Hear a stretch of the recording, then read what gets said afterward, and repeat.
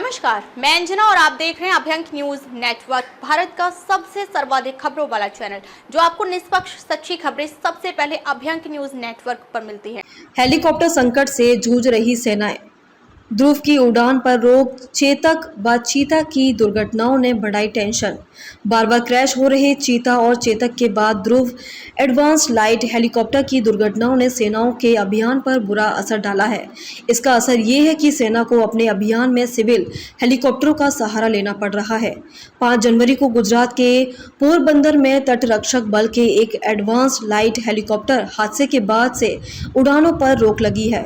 इन दिनों भारतीय सेनाओं को हेलीकॉप्टर संकट से जूझना पड़ रहा है। चीता और चेतक हेलीकॉप्टर में उच्च दुर्घटना दर का सेनाएं पहले से ही सामना कर रही हैं। अब लगभग 330 ध्रुव एडवांस लाइट हेलीकॉप्टर के ग्राउंड होने के कारण सेनाओं की तैयारियों पर विपरीत प्रभाव पड़ा है।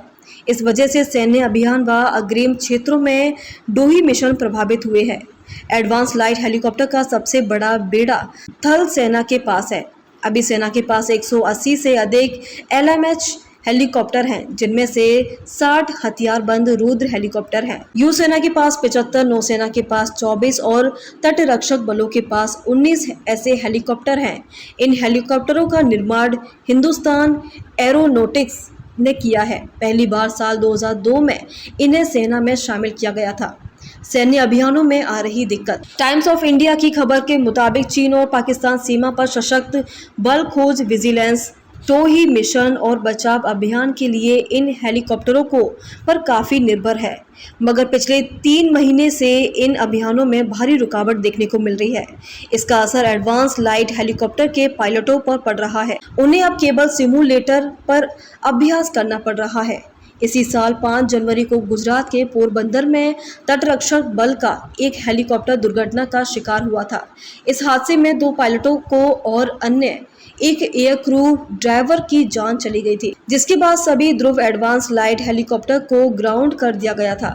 शुरुआती जांच में जानकारी मिली कि हादसा हेलीकॉप्टर में स्वेल प्लेट फ्रैक्चर के कारण हुआ। अधिकारियों का कहना है कि अन्य ALH में भी ऐसी ही समस्या देखने को मिल सकती है। इस वजह से इन्हें ग्राउंड किया गया है। उधर जांच में HAL भारतीय विज्ञान संस्थान बेंगलुरु की मदद भी ले रहा है।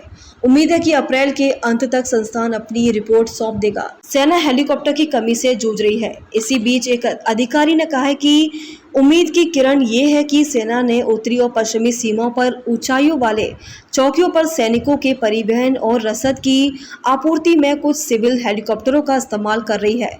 अधिकारी ने आगे कहा है कि सेना की ऊपरी और मध्य कमान में पिछले नवंबर में सिविल हेलीकॉप्टरों का इस्तेमाल शुरू किया। अगर ऐसा नहीं किया जाता तो अग्रिम मोर्चे पर तैनात सैनिकों तक आपूर्ति पहुंचाना बेहद मुश्किल हो जाता। ताजा खबरों के लिए अभ्यंक न्यूज नेटवर्क पेज को फॉलो करें और लाइक करें, सब्सक्राइब करें, बेल आइकन को दबाना ना भूलें।